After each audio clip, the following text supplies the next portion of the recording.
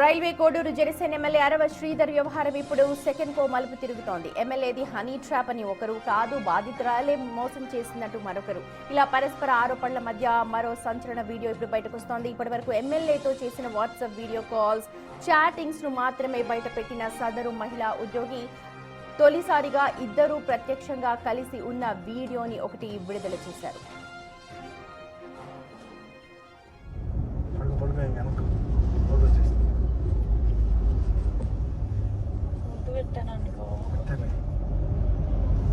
చూడండి సదా అప్పుడు ఆమె వచ్చేది ఎందుకు నువ్వు పక్కన కూర్చోబెట్టుకున్నావు అన్నాను. సతాయిస్తుంది, అందుకే పక్కన కూర్చోబెట్టుకున్నావు. కొరికడంగా తప్పే లేదు. తగ్గినాయా? ఏం తగ్గింది? తగ్గిన అంటే ఉంది, కానీ ఏం చేయాలి తప్పదు. ఇంటికి బాగుంది. నేను డ్రైవ్ చేస్తా అని చెప్పినా కదా. రేపు వస్తాం. నీలో చాలా స్పాంటైనిటీ ఉంది. పంచులేస్తున్నావు నువ్వు మనుషుల మీద.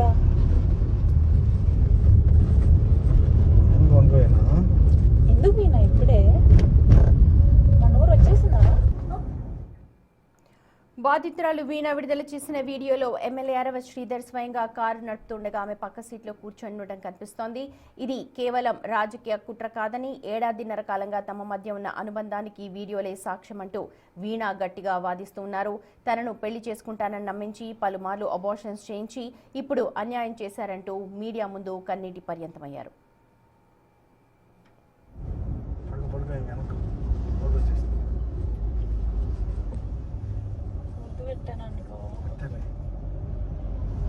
చూడండి సదా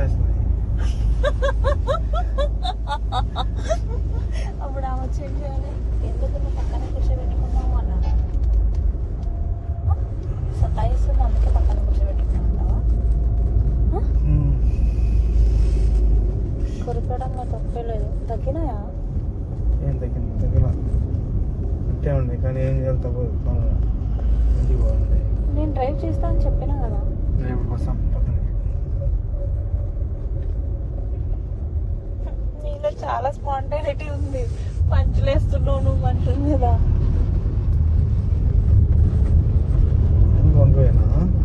ఎందుకు వీణా ఇప్పుడే మన ఊరు వచ్చేసిందా? మరోవైపు ఈ వ్యవహారం ఇప్పుడు జాతీయ స్థాయికి చేరుకుంది. ఎన్హెచ్ఆర్సీ జోక్యంతో కడప జిల్లా పోలీసులు ఎమ్మెల్యే శ్రీధర్ పై వివిధ సెక్షన్స్ కింద కేసులు నమోదు చేశారు.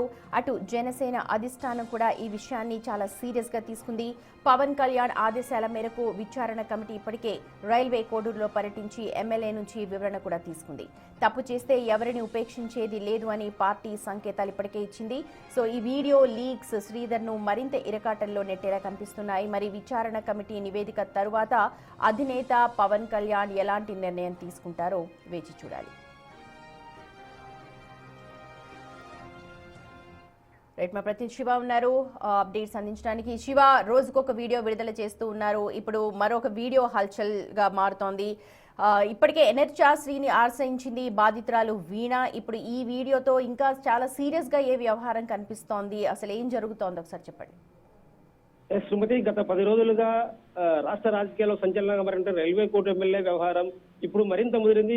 ఇప్పటి వరకు గత 10 రోజులుగా మహిళ ఎమ్మెల్యేతో ఉన్నటువంటి వీడియో చాటింగ్ మాత్రమే విడుదల చేస్తూ వచ్చారు. వీటికి సంబంధించి తన దగ్గర అన్న ఆధారాలు చూపిస్తూ వచ్చారు. వీటికి సంబంధించి కూడా మొదటి నుంచి జనసేన కావచ్చు, లేదంటే ఎమ్మెల్యే అరవసరి కావచ్చు, వాటిని కొట్టి పారేస్తూ వచ్చారు. డీప్ ఫేక్ వీడియోస్ అంటూ కూడా వాటిని ఖండించారు. అయితే మహిళ మాత్రం మొదటి చెప్తుంది, అరవసరి గారి మధ్య ఉన్న సాన్నిహిత్యం కావచ్చు, మా మధ్య ఉన్న రిలేషన్ కావచ్చు, నా దగ్గర పురిస్తారా ఆధారాలు ఉన్నాయి, నాకు న్యాయం జరగాలంటూ కూడా మహిళ అయితే ఆరోపిస్తారో వాటికి బలం చేకూరేలా ఇప్పుడు మరొక వీడియో సంచలనంగా మారింది. ఎమ్మెల్యే అరవసరి సదరు మహిళ ఇద్దరు కారులో సరదాగా వెళ్తూ ఉన్న వీడియో ఇప్పుడు విడుదల కావడంతో వీటికి మరింత బలం చేకూరింది. ఎప్పుడైతే మహిళ చెప్తున్నారో ఎమ్మెల్యే శ్రీధర్ మా మధ్య ఉన్న రిలేషన్ అని చెప్తూ వచ్చినప్పటికీ కూడా వీరంతా క్రాష్ అంటూ లేదంటే హనీ డ్రాప్ అంటూ కొట్టి పారేశారు. ఇప్పుడు ఈ వీడియో ఒక స్పష్టంగా ఉంది, ఇద్దరు కలిసి ఒకే కారులో వెళ్తున్నారు. ఇప్పటి వరకు కేవలం వీడియో చాట్ మాత్రమే వచ్చాయి. ఇప్పుడు ఎమ్మెల్యేతో ప్రత్యక్షంగా కలిసి ఉన్నటువంటి ఒక వీడియో మాత్రం ఇప్పుడు మరింత ఆసక్తి రేపుతోంది. కాబట్టి ఖచ్చితంగా నాకు ఈ అంశంపై నాకు మొదటి నుంచి కూడా న్యాయం కావాలంటే జస్టిస్ కావాలని కోరుతున్న మహిళ ఏదైతే ఒక వీడియో విడుదల చేసి మరింత వీడికి తన వ్యాఖ్యలకు బలం చేకూరాలని చేశారు. అయితే ఇప్పటి వరకు అధినేత పవన్ కళ్యాణ్ ఎమ్మెల్యే అరవై వ్యవహారంపై ఇప్పటి వరకు తను ఒక త్రిసభ్య కమిటీ ఏర్పాటు చేశారు. త్రిసభ్య కమిటీ సైతం కూడా రైల్వే కోర్టులు చేరుకుని అక్కడ ఉన్నటువంటి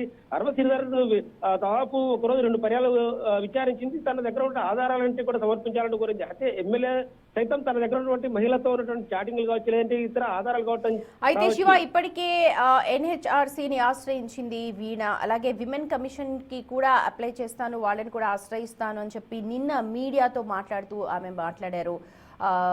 న్యాయం కోరుతూ ఉంది. ఏ న్యాయం చేయాలని కోరుకుంటోంది తనకి? మహిళ ఎందుకంటే తనకు న్యాయం కావాలంటూ కూడా ఆమె మొదటి నుంచి ఒకటే నిదానం తీసుకుంది, నాకు న్యాయం కావాలి. అయితే మొదట ఇదైతే నన్ను పెళ్లి చేసుకుంటా నమ్మించి 5 సార్లు అబార్షన్ చేయించి తర్వాత ఇప్పుడు తను దూరం పెట్టిన కారణంగా ఖచ్చితంగా తనకు శిక్ష పడాలి, నాకు న్యాయం కావాలని కోరుతున్నారు.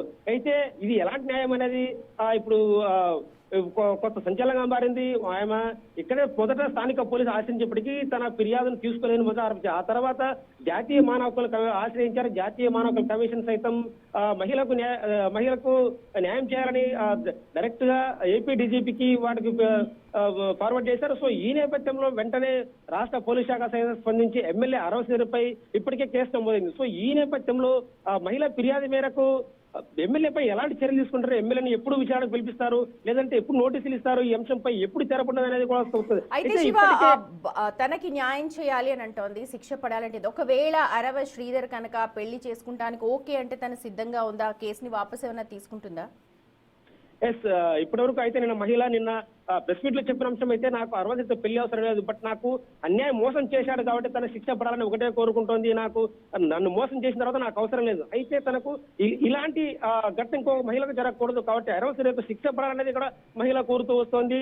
ఇలాంటి ఎమ్మెల్యే అసలు చట్టసభలో ఉండకూడదు, ఖచ్చితంగా వీరికి శిక్ష పడాలి. ఎందుకంటే ఒక మహిళను నన్ను నమ్మించాడు, మొదట ఫోర్స్ చేశాడు, ఆ తర్వాత నమ్మించాడు. ఒక మహిళగా నేను ఒంటరి మహిళ కాబట్టి నమ్మాను.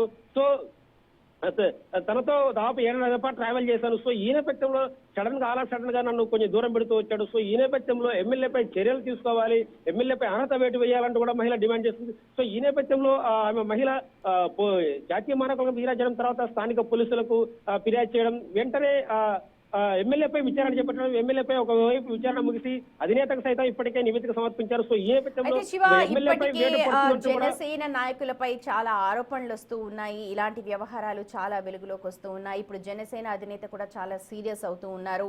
అరవ శ్రీధర్ కి సంబంధించి ఒక 3 మెన్ కమిటీని కూడా ఏర్పాటు చేశారు. నిన్నంతా కూడా వాళ్ళు రైల్వే కోడూరులో పర్యటించారు, ఇతర నాయకులతో కూడా మాట్లాడారు. ఇకపై జనసేన మీద ఎలాంటి మచ్చ రాకుండా ఉండడానికి ఇంకా కఠిన చర్యలు ఏమైనా తీసుకునే అవకాశాలు ఉన్నాయా?